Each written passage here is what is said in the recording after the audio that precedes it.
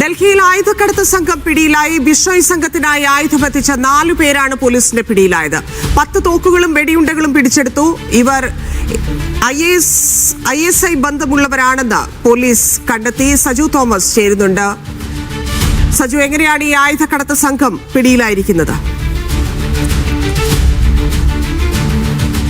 നമ്മുടെ രാജ്യതലസ്ഥാനത്ത് 4 കാക്കമാരെ police arrest ചെയ്തു. ആയുധക്കടത്താണ് അവരുടെ മുഖ്യ തൊഴിൽ. അതും തുർക്കിയുടെയും ചൈനയുടെയും ആയുധങ്ങൾ. അവിടെയും തീർന്നില്ല, കാക്കമാർക്ക് ISI ബന്ധവുമുണ്ട്. ഈ വാർത്ത ഇങ്ങനെ കേൾക്കുമ്പോൾ വല്ലാണ്ട് സുഖിക്കുന്നുണ്ടാവും ഹിന്ദുത്വ ശക്തികൾക്ക്.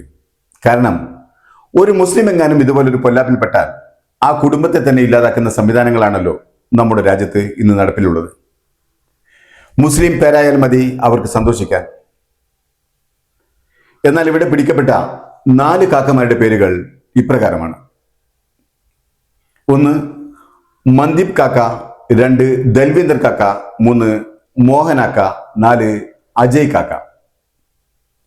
ഇവർക്ക് അന്തർദേശീയ ആയുധക്കടത്തുകാരുമായാണ് ബന്ധം. നമ്മുടെ ശത്രു രാജ്യമായ പാകിസ്ഥാനിലെ ISI എന്ന ചാരസംഘടനയുമായി ചേർന്ന് പ്രവർത്തിക്കുന്ന ഈ നാറികൾ തീവ്രവാദികളും രാജ്യദ്രോഹികളുമാണ്. ഇവർ ആയുധങ്ങളും മറ്റും എത്തിച്ചു നൽകുന്നത് അധോലോക ഗ്യാങ്ങുകൾക്കും മറ്റ് തീവ്രവാദ സംഘടനകൾക്കുമാണ്.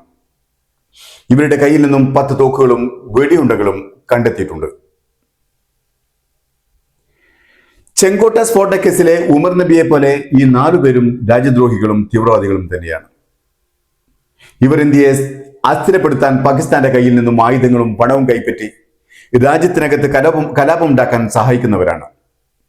പക്ഷേ ഒരൊറ്റ വ്യത്യാസം: ഉമർ നബിയുടെ വീടുകൾ തച്ചു തകർത്ത പോലെ ഇവരുടെ വീടുകൾ ഒരിക്കലും തകർക്കപ്പെടില്ല.